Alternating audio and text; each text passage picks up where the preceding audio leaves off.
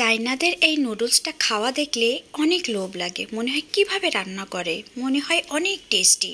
আজকে সেই ইজি রেসিপিটা আজকে আপনাদের সাথে শেয়ার করব। চুলার উপরে একটা প্যান বসিয়ে খাঁটি সরিষার তেল দিয়েছি পর্যাপ্ত পরিমাণে। এখন চুলার জালটা মিডিয়াম টু লো হিটে রেখে কালার করে ভেজে নিব। কোনোভাবেই কিন্তু হাই হিটে রাখা যাবে না, তাহলে কিন্তু পুড়ে যাবে।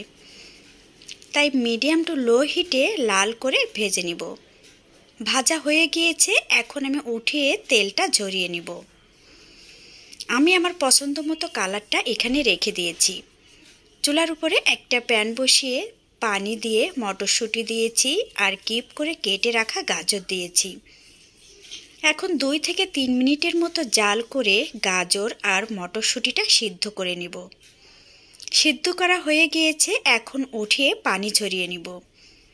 চুলার উপরে আবার পানি দিয়ে পানিটা বলক উঠিয়ে ভেজে রাখা নুডলসটা এখানে দিয়ে দিয়েছি। নুডলসটা খুব ভালোভাবে সিদ্ধ করে নিতে হবে।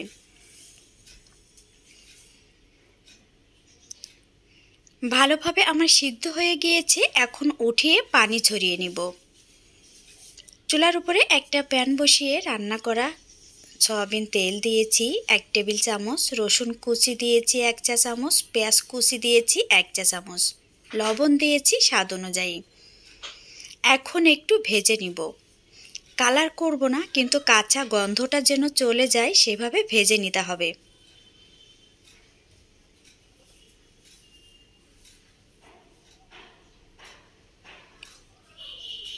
ভেজে নিয়ে আমার হয়ে গিয়েছে। এখন এখানে দিয়ে দিচ্ছি টমেটো সস 1 কাপ।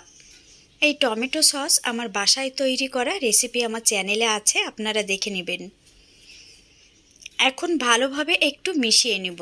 চুলার জালটা কিন্তু মিডিয়াম টু লো হিটে রাখতে হবে। এখানে দিয়ে দিয়েছি সয়া সস 1 টেবিল চামচ, দিয়ে আবার একটু খুব ভালোভাবে মিশিয়ে নিচ্ছি। এখানে নুডলসের মশলা দিয়েছি 1 চা চামচ। এই মশলা আমার ঘরে তৈরি করা রেসিপি, আমার চ্যানেলে আছে, দেখে নেবেন। চিলি ফ্লেক্স দিয়েছি 1 চা চামচ। যে যেমন ঝাল খেতে ভালোবাসেন চিলি ফ্লেক্সটা সেই পরিমাণে এখানে দিয়ে দিবেন। এখন একটু ভালোভাবে ফুটিয়ে সিদ্ধ করে রাখা নুডলসটা এখানে দিয়ে দিয়েছি। দিয়ে এখন ভালোভাবে মিশিয়ে নিতে হবে। চুলার জালটা কিন্তু কোনোভাবেই হাই হিটে রাখা যাবে না।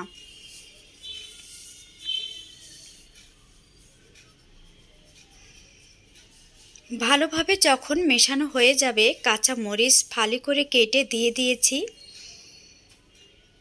দিয়ে আবার একটু খুব ভালোভাবে মিশিয়ে নিচ্ছি। আগে থেকে সিদ্ধ করে রাখা গাজর আর মটরশুঁটি এখানে দিয়ে দিয়েছি। দিয়ে আবার একটু ভালোভাবে মিশিয়ে নিব।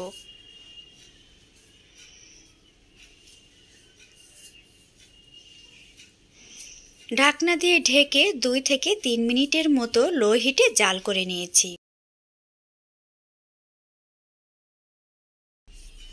তৈরি হয়ে গেল আমার চায়নাদের নুডলস। এখন একটু ডেকোরেশন করে আপনাদেরকে দেখিয়ে দিব।